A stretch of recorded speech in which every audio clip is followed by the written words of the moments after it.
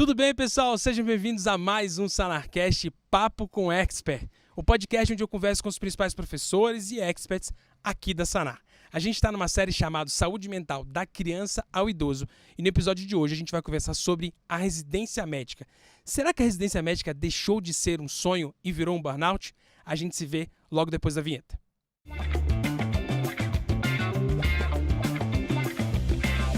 Tudo bem, pessoal? Sejam bem-vindos de volta a esse episódio. Estou com a Nath, que é pediatra, com o Saulo, que é coordenador da pós de psiquiatria, e com a Natália Garçom, que eu tive que treinar fora do ar aqui, que é coordenadora da pós de geriatria. Bom, pessoal, a gente vai falar de um episódio, de um tema agora que é muito interessante. Eu acho que nós quatro podemos ver isso na pele, que é esse sonho da residência médica. Então, eu queria trazer para vocês que o que a gente tem visto cada vez mais é os meninos fazem residência médica, mas tudo aquilo que começa com um sonho tem se transformado num burnout. E a gente está nessa série aqui falando de saúde desde da criança até o idoso e passa por um período muito estressante da nossa vida, que é o período profissionalizante, né?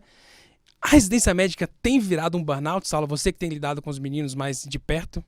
Olha, tendo bastante residente, principalmente R1 de clínica médica, né? O pessoal sofre bastante porque tem, assim, cargas enormes de ter que dar plantão, depois plantão, não dorme, acabam parando de fazer atividade física, acabam parando de fazer quaisquer atividades de lazer. E mais o estresse de se sentir assim, meu Deus, eu preciso saber sobre isso, eu preciso estudar, eu não estou conseguindo estudar o suficiente, as pessoas vão morrer na minha mão. Então tem muito medo e muita responsabilidade que é jogado principalmente para R1, né, o do primeiro ano, que muitos deles não sentem que não vão dar conta. E aí isso acaba aumentando o risco de burnout, né? Que é uma sensação de esgotamento, de estafa, de cansaço, até um descolamento, assim, uma certa dissociação, né, com as coisas que dão vontade. Então a pessoa fica um pouco mais cínica, irritada. E muitas vezes, quando entra num estado mais grave de burnout, a pessoa realmente passa, não quero mais nada. Chega e às vezes até pensa em morte, em se matar, em pensamentos suicidas. Porque parece que tudo se nubla, tudo se fecha e a pessoa fica lá um pouco sem caminhos dentro desse processo. Legal. Nath, como é que foi sua residência? Você consegue lembrar de alguma coisa assim, de alguma situação onde, na verdade, era muito sonho e que logo em seguida se decepcionou? Eu acho que a decepção, na verdade, é uma palavra um pouco forte, porque eu acho que quando a gente entra na residência, a gente tem um objetivo muito claro. E a gente tá muito disposto a estar lá, né? A gente tem uma expectativa muito grande de entrar, a gente estuda muito. Então, você, quando consegue passar na residência que você quer, você tem, acho que aquele bust, assim, de adrenalina. De conseguir fazer as coisas, né? De conseguir fazer, né? Você tá muito na pegada. Mas, o que acontece, né? Hoje eu olho pra trás e falo assim, nossa, a Nath de hoje, como que ela aguentou? E eu acho que isso não é um pensamento bom, né? Era pra Nath de hoje, gente. Não estamos tão velhos assim, né? Assim, era pra Nath de hoje olhar pra trás e falar assim, poxa, se eu tivesse fazer residência hoje, tudo bem, mas eu penso, meu Deus do céu, se tivesse, não tem a menor condição. Exato. E por que não tem a menor condição? Eu acho que entra aí, né? Não tem a menor condição porque, como a gente tá pontuando aqui, são cargas de trabalho que são desumanas. É uma remuneração que, dependendo do estado que você tá, é insuficiente para você se manter. Né? Então, tem muita gente que se desloca da sua cidade natal, às vezes tá morando com os pais, ou enfim. Ou às vezes já tá num momento de vida diferente em que aquela pessoa já arca com seus próprios custos. Como que você vai arcar com seus próprios custos, né? Com aluguel, com alimentação, não sei o quê. Com um valor, hoje tá, 3 mil e pouquinhos. Isso. Né? Sendo que você não consegue, em muitas residências, ter um outro trabalho para complementar. E nem deveria. Porque, na verdade, o intuito da residência, você tá focado naquilo. Então, você deveria ter uma remuneração que te sustente fazendo aquilo. Você já está trabalhando, né? É um trabalho, você está aprendendo, mas você já está trabalhando. Então, assim, eu ainda acho que eu tive uma situação muito confortável na minha residência, porque eu fiquei na minha cidade, então eu morava com meus pais, eu recebia aquele dinheirinho, mas eu também tinha aí um pai financiamento, mãe financiamento, que me ajudou muito. tinha toda uma situação muito confortável, até de uma estabilidade psicológica muito grande. Eu não precisava trabalhar muito a mais. E mesmo assim, para mim, quando chegou nos 45 do segundo tempo, né, quando eu já estava no R4 da geriatria, eu já saí totalmente estafado, totalmente em burnout. E até pensando assim, nossa, será que eu quero medicina? Chegou nesse nível. E, poxa vida, né, pra gente que estuda tantos anos, é claro que você quer aquilo, né? Assim, em algum momento aquilo foi um desejo muito grande. Então, eu acho, assim, eu vejo o processo em si como um processo muito desgastante e eu acho isso muito ruim, porque, na verdade, deveria, ao contrário, né? Deveria ser um processo que você sai da residência, mas mais feliz, mais completo do que você entrou, porque, afinal, você chegou naquele objetivo que você tinha pensado lá atrás, e muitas vezes não é isso que acontece, né? A gente sai estafado, sai pensando que às vezes nem não escolheu certo, que não era medicina o caminho. Então, acho que... Agora, a gente estava até conversando fora do ar aqui, estava falando com a Nath estava dizendo que não tem mais pneumo, né, Nath? Assim, pneumoped é uma coisa que está faltando. Estamos em extinção. E esse ano mesmo, vendo não só para pneumoped, eu vi algumas outras especialidades que a concorrência, assim, diminuiu muito, muito mesmo, entendeu? Então, até coisas de oftalmo, por exemplo, que todo mundo sempre fazia, deu uma diminuída em algumas, porque eu acho que tem um tempo de formação muito grande. Mas a sua opinião, Nath, as pessoas não querem fazer pneumo, também não querem mais fazer residência, entendeu? Eu acho e aí cada um vai colocando sua opinião aí, que eu acho que é legal. No caso da pediatria, eu acho que teve um papel importante os 3 anos de pediatria, né? Porque até a nossa época era 2 anos e agora aumentou 1 ano no Brasil inteiro. Então, esse tempo de 3 anos de pediatria para depois fazer, com certeza, mais 2 anos de uma subespecialidade, que vai dar uma formação de especialidade de um final de 5 anos, né? É um tempo muito longo que eu acho que as pessoas não estão mais dispostos a pagar, né? Esse tempo de má remuneração, de longas cargas horárias, embora a carga horária da subespecialidade sempre seja uma carga horária menor, mas a remuneração ainda é baixa, né? Então, eu acho que as pessoas não querem mais gastar esse tempo para ser clínico, porque no final dos contos a pediatria é uma especialidade clínica e que não vai estar associada a uma super, hiper, mega remuneração quando terminar a formação. Então, quando terminar a formação, a gente ainda vai ser clínico, ainda vai cobrar as nossas consultas e fim, né? A gente não vai estar habilitado a fazer uma cirurgia que paga 10, 15, 20 mil reais. Não, a gente vai ser clínico. Então, 5 anos eu acho que não fecha mais a conta para as subespecialidades da pediatria. O que é uma coisa que depois a gente vai ter que ver se vai se comprovar como sustentável, né? Exato.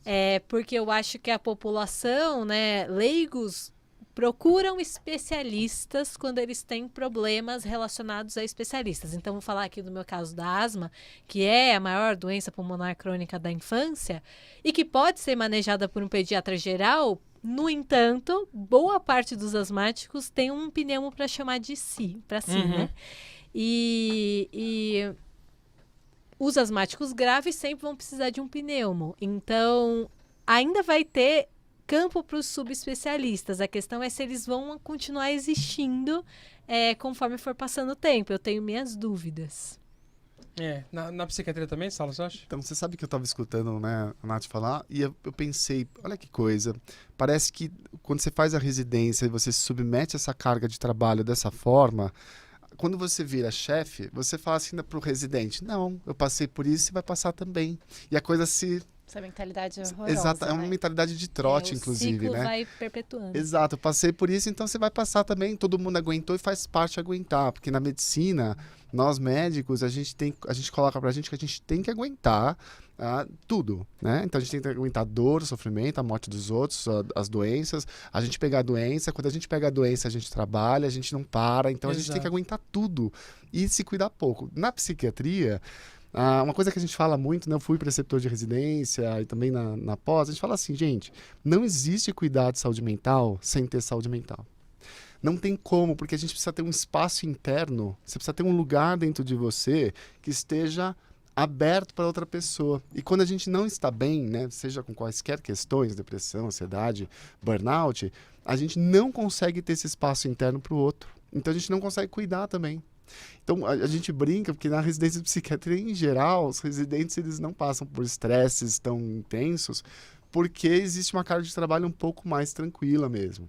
Não é à toa que tanta gente vem procurando também psiquiatria como residência, né? E porque as pessoas vão vendo um pouco da qualidade de vida, você fala, não, peraí, dá para você fazer psiquiatria, dá para você trabalhar com saúde mental e ter uma vida também, né? Tem uma outra coisa que acontece com residentes, que é você vê todos os seus amigos, todos os seus colegas tendo vida, né? Então, meninas, por exemplo, muitas meninas que eu atendo, né, que são residentes, falam, nossa, minhas amigas estão casando, minhas amigas estão tendo filhos, e eu tô aqui estudando, e eu tô aqui não podendo viver nada disso, né? Então, assim, isso traz também questões para a saúde mental, né? Então, na psiquiatria, a gente trabalha muito também a saúde mental e a disposição, esse espaço interno das pessoas para poder cuidar, tá? Então, Entendi. não é um problema tão grande dentro da psiquiatria, mas sempre tem aquelas pessoas que vão ser mais sistemáticas e que vão se cuidar menos, e essas sim estão em risco de desenvolver problemas, né? Agora, o que vocês acham de um fenômeno que parece que acontece, que é o seguinte, parece que os nossos chefes, quando eles contam da residência deles, entendeu? Da época de vida deles, parece que era totalmente diferente, sacou? Então, assim, tava todo mundo muito focado, fazia muito sentido estar ali dentro, os caras estavam ali, era um sonho mesmo, nossa, então é que a gente brinca, né? É um sonho estar aqui dentro das todas clínicas e, nossa, agradeça que você está aqui dentro. E a gente já é uma geração de transição, mas o que eu vejo hoje é a galera totalmente a parte dessa ideia, essa coisa tipo assim, não, que isso que eu tô aqui? O que aconteceu? Isso é geracional que aconteceu? Foi uma mudança geracional? Ou as pessoas começaram a repensar prioridades? Porque me parece que do sonho ao burnout está muito na expectativa que o cara tinha com a realidade que ele acaba encontrando. Onde que está isso na opinião de vocês? Eu acho que, com certeza, hoje somos uma geração diferente, que tem expectativas sobre a vida diferente. E que isso é muito bom, na verdade. Eu acho que a gente busca muito mais esse equilíbrio e, assim, em qualquer campo, não só na medicina, eu acho que todo mundo já entendeu que o trabalho não é sua vida, né? Que existe uma Natália médica, mas existe uma Natália esposa, uma Natália filha, uma Natália que quer seu período de lazer e tá tudo bem, esse é o correto. Não é que isso é um luxo. Quando a gente entra na residência, parece que o pós-plantão, então, eu lembro que na minha turma da clínica, acho que foi a primeira, ou era muito recente, ter pós-plantão. A gente trabalhava, assim, a gente entrava, vamos supor, estava no estágio do ambulatório. A gente entrava 7, 8 horas da manhã, trabalhava até 17, 18 horas, seguido, né? Tinha aquele espaço do almoço, que às vezes era 1 hora, às vezes era meia hora, às vezes era 15 minutos. Sim. E aí, às vezes, tinha o plantão noturno do pronto-socorro. O plantão noturno do pronto-socorro, a gente entrava às 19 horas da noite e saía às 7 horas da manhã do outro dia sem dormir, porque o residente não podia dormir. Exato. A sala de emergência podia estar vazia, mas os residentes ficavam sentados numa cadeira dormindo assim. E não tinha essa coisa. Não pode dormir. Porque se chegar, não sei o quê. E aí, foi a minha turma, assim, de residência, foi uma das turmas mais recentes que teve direito a pós-plantão. Então, você já passava, né, mais de 24 horas trabalhando. E quando a gente tirava o pós-plantão, que era o outro dia, então, assim, no outro dia tinha um ambulatório, a Nath não foi porque estava de plantão, então o Saulo falava pro chefe, né, a Nath não tá aqui porque ela tá de pós-plantão.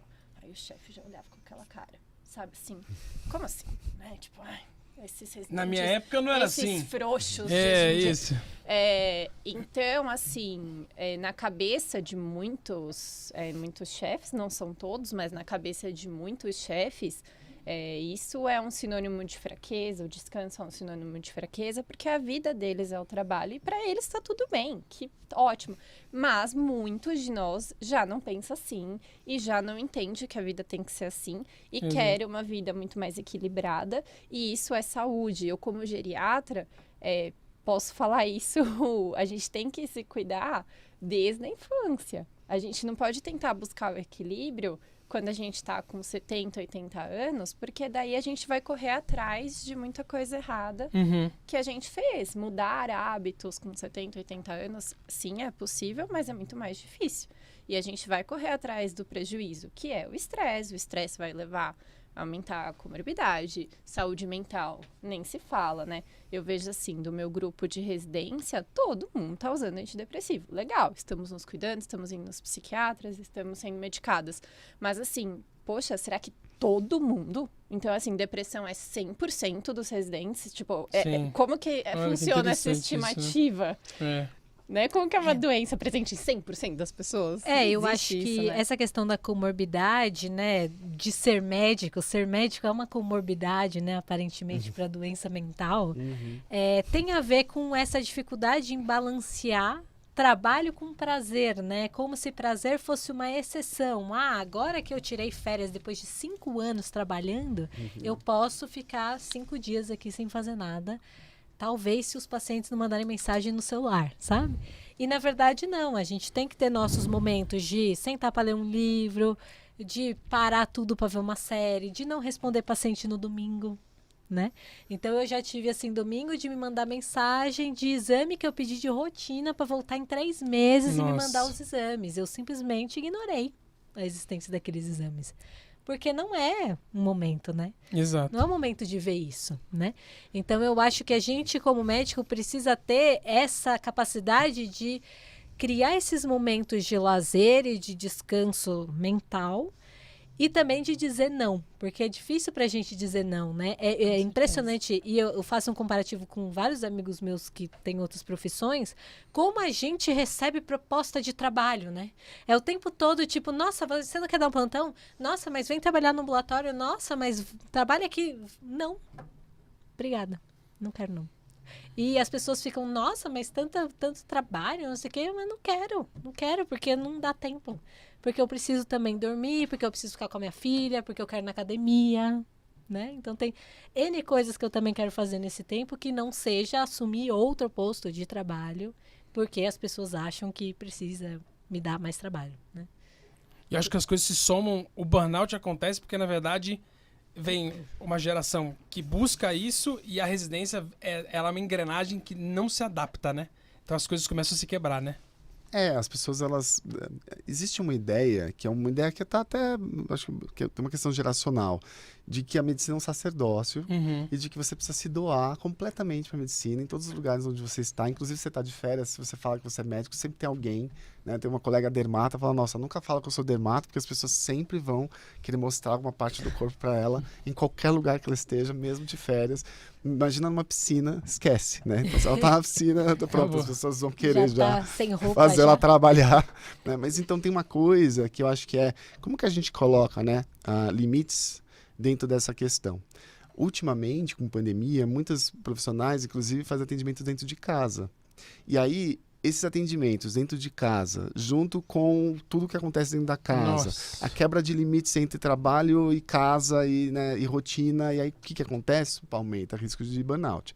Então, assim, você falou de WhatsApp, né? A gente fala muito a gente ensina também, né, nossos alunos da pós, como que a gente lida com essas demandas desses pacientes, que são legítimas, pacientes... As pessoas, quando estão com dor, faz parte elas ficarem um pouco mais egoístas. Sim. Lembro, né? Vocês lembram também, quando no estágio de clínica médica de pronto-socorro, você tá com o avental, as pessoas puxam o avental, as pessoas com dor no sofrimento, elas querem ter a sua dor e sofrimento aplacadas agora. Mesmo que você tá indo lá ver alguém que tá sangrando no teto, não. A pessoa tá com dor agora, ela vai te puxar porque ela tá com dor agora. Então, assim, faz parte... Quando a pessoa está com dor, ficar um pouco mais autocentrada, egoísta. Como que a gente coloca limites, né? E limites que são também terapêuticos, né? Não limites no sentido de, você está errado, não vou falar com você e brigar com o paciente. Não. Então, eu, em geral, já coloco algumas regras e limites em relação ao WhatsApp na própria consulta. Olha, estou disponível, pode mandar mensagem, mas eu não respondo a qualquer momento.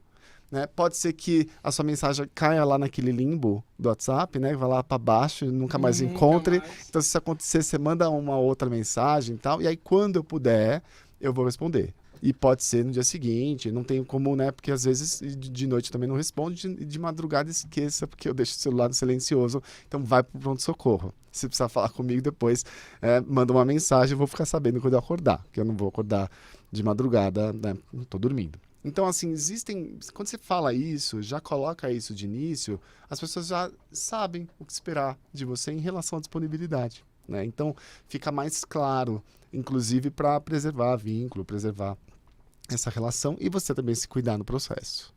Muito bom. Gente, esse assunto não termina aqui. Eu acho que a gente tem muita coisa para poder falar, mas me parece que, no final das contas, quando a gente conseguir ensinar para os nossos alunos cada vez mais que o que você está buscando, aonde você quer chegar, qual o seu objetivo, tenha clareza em relação a isso, essa expectativa ela se conforma muito mais com a própria realidade. E começam a surgir coisas, por exemplo, que pode ser que residência não seja para todo mundo. Na verdade, não. Acho que a gente precisa tentar entender cada vez mais. Bom, mas para os meninos que quiserem continuar essa discussão, é só acessar sanarmed.com/podcast. Lá tem todas as informações que você precisa, os outros podcasts que a gente vai estar conversando aqui e tem muito mais informação que você pode estar colocando no seu dia a dia. Quero agradecer ao Saulo, quero agradecer a Nath, quero agradecer a Nath por estar aqui comigo. E no próximo episódio a gente vai falar sobre como o Covid influenciou, como é que o Covid influenciou na saúde dos idosos, na saúde mental dos idosos, com a professora Natália e com o professor Saulo. A gente se vê no próximo episódio. Um super beijo, pessoal. Tchau, tchau. Tchau.